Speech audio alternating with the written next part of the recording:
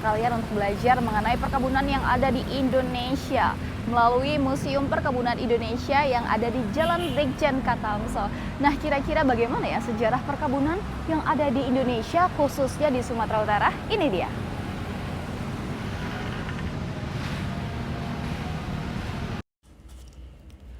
Di balik gedung heritage yang megah ini, tersimpan cerita panjang tentang sejarah perkebunan di Indonesia dari era kolonial hingga masa kini. Museum Perkebunan Indonesia atau biasa disebut Musperin bukan cuma tempat menyimpan barang antik, tapi juga jadi ruang belajar yang seru buat kita tahu gimana dulu kelapa sawit, kopi, dan teh dibawa masuk dan berkembang di negeri ini. Apa aja, Kak? Ya, jadi untuk di ruangan pertama kita mau jelasin nih tentang sejarah bangunan Museum Perkebunan. Nah, ini adalah foto bangunan gedung ini pada saat ini dibangun kira-kira tahun 1916. Nah, jadi dulunya gedung ini difungsikan sebagai rumah dinas dari Direktur Afros. Nah, jadi Afros itu adalah perusahaan dari perkumpulan pengusaha karet di pantai timur Sumatera. Nah, jadi itu dulu kantor Afros, kemudian sekarang sudah berganti nama menjadi Pusat Penelitian Kelapa Sawit. Oke. Nah, di sini ada pusat penelitian ya, Kak, ya, dari kelapa sawit. Pusat penelitian tanaman-tanaman perkebunan. Jadi ada pusat penelitian kelapa sawit, ada tebu atau penelitian gula, ada karet, kopi, kakao, teh, dan kina. Jadi semuanya ada pusat penelitiannya seperti itu. Dia. Nah, kalau di sini tentang Indonesia, jadi perkenalan tentang kebudayaan Indonesia, bahasanya juga, kemudian hewan asli Indonesianya, dan ada rempah-rempah di sebelah sana. Nah, kalau yang di sini tentang sejarah perkebunannya. Nah, ya, gimana sih, Kak, sejarah perkebunan yang ada di Indonesia, Kak? Ya, jadi ini ilustrasi ketika kapal Belanda datang ke Indonesia tahun 1595. Nah, jadi dipimpin sama Cornelis de Houtman, sampai disinilah mereka mulai memonopoli perdagangan yang ada di Indonesia, dan termasuk rempah-rempah ini juga. Jadi mereka kuasai semuanya tanaman rempah. Nah, kemudian di sini 20 Maret 1602 mulailah mereka mendirikan VOC, sampai akhirnya VOC pun bangkrut di 1830. Nah, di sebelah sini ada gambar kawasan Kesawan. Ya. Iya, nah di sini juga museum Museum Perkebunan yang kedua. Jadi museum kita sekarang ada dua, Kak. Ini yang pertama yang di Afros ini, yang kedua. Jadi ini dulunya adalah kantor administrasi. Nah, kalau yang di depan museum pusat penelitiannya. Kalau ini adalah gedung administrasi. Jadi pendataan pekerja semua dilakukan di gedung ini. Itu dia. Nah, kemudian di tanggal 10 Desember tahun 57 disinilah nasionalisasi. Jadi pengambil alihan perusahaan Belanda menjadi miliknya pemerintah Indonesia. Jadi 10 Desember tahun 57 itu ditetapkan juga sebagai Hari Perkebunan Indonesia. Hari Perkebunan Indonesia. Iya, karena disitulah take over perusahaan perkebunan Belanda jadi punya Indonesia. Oke. Kita ke next ruangan ya, Kak? Ya. Nah, jadi tiap ruangan ini ada nama-namanya. Nah, yang ruangan ini ruang Sultan Ma'mun Al-Rashid yang sekarang. Nah, ini Said Abdullah. Ya.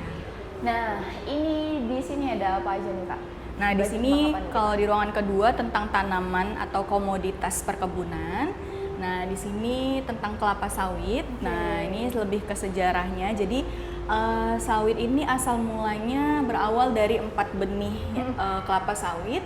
2 dari Amsterdam dan 2 dari Mauritius, ditanam di Kebun Raya Bogor. Nah, jadi awal mula sawit itu di Kebun Raya Bogor. Nah, setelah tadi kelapa sawit ya, Kak, di sini ternyata ada sejarah tentang kopi juga ya, Kak. Kopi. Gimana nih, Kak, sejarah kopi?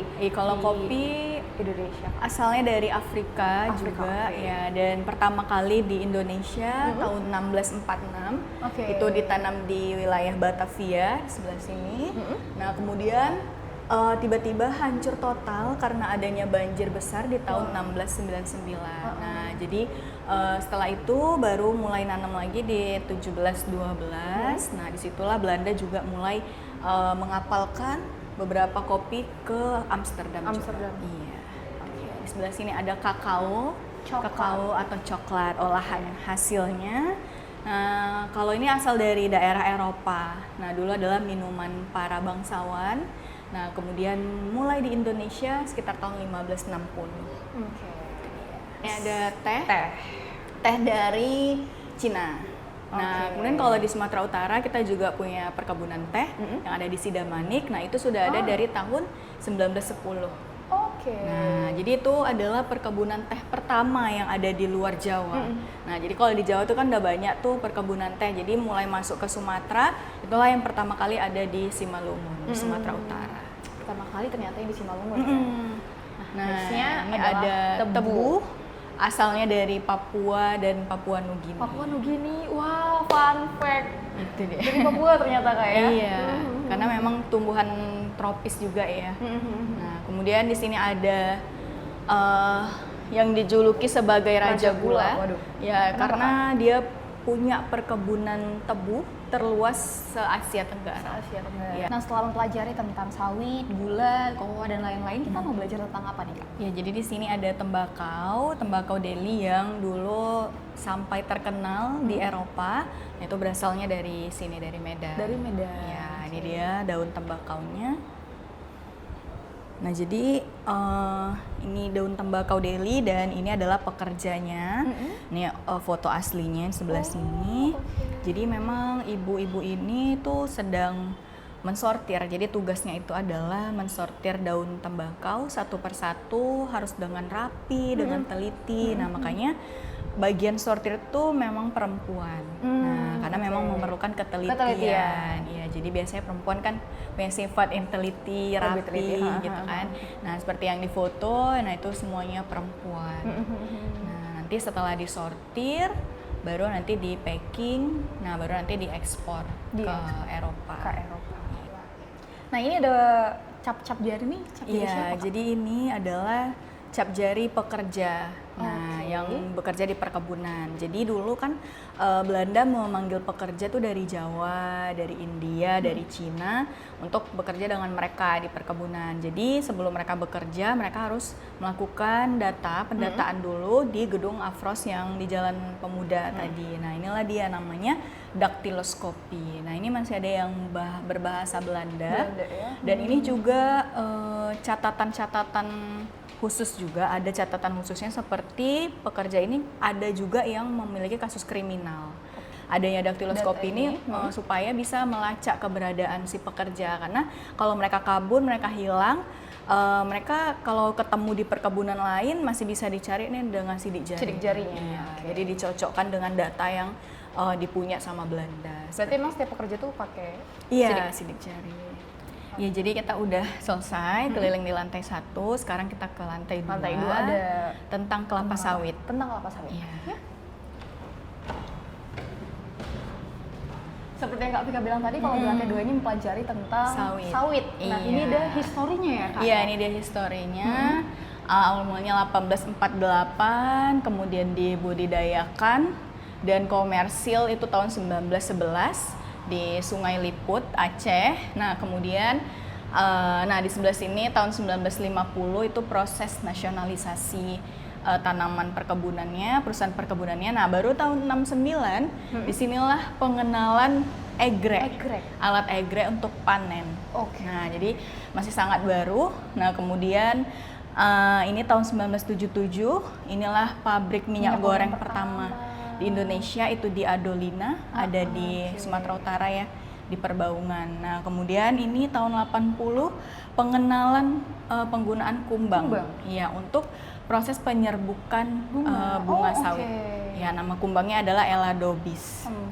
Itu dia. Nah, sampailah saat ini Indonesia menjadi produsen minyak sawit terbesar di dunia. Iya, di dunia. Keren. Itu dia. Wow. Nah, inilah produk-produk yang ada kandungan kelapa sawitnya. Nah, termasuk ada yogurt, ada mayones, keju, Ada pasta gigi bahkan ya Kak pasta ya? gigi. Nah, Cemilan- jadi cemilan. dalam satu harian kita ini 24 jam tuh kita bersama sawit. Jadi mulai bangun tidur, mandi, kemudian makan, berkendaraan juga, semuanya kelapa Pakai sawit. Iya. Oke. Nah, sejak didirikan sebagai museum di tahun 2016 itu Kak, ada nggak Kak perkembangan mungkin mengikuti teknologi sampai sekarang ini? Iya, jadi sejak 1 tahun yang lalu lah di 2024 kita mulai mengikuti perkembangan dengan adanya ruang imersif, yaitu ruang digital yang menampilkan tentang konten kelapa sawit. Jadi animasi, kemudian ruangnya berdurasinya 30 menit. Jadi pakai proyektor. Jadi sisi kiri, kanan, bawah, depan, belakang itu jadi seakan-akan pengunjung itu berada di situ. Berada di lokasi. Di lokasi. Iya Tribuners, untuk harga tiket masuknya itu Rp10.000 per orang. Tapi kalian juga bisa kali nih bawa rombongan dari sekolah maupun dari kampus. Nah, setelah mendapatkan tiket, kita juga mendapatkan teh yang bisa kita seduh nanti di sana. Kita dapat potongan harga. Yuk kita seduh.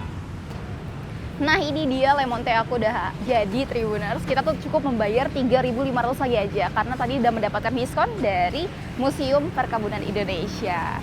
Cocok nih buat abis keliling-keliling di museum ya, kita minum. Seger kali. Nah, itu dia keseruan aku main di Museum Perkebunan Indonesia. Kira-kira harus kemana lagi ya Tribuners? Komen di bawah.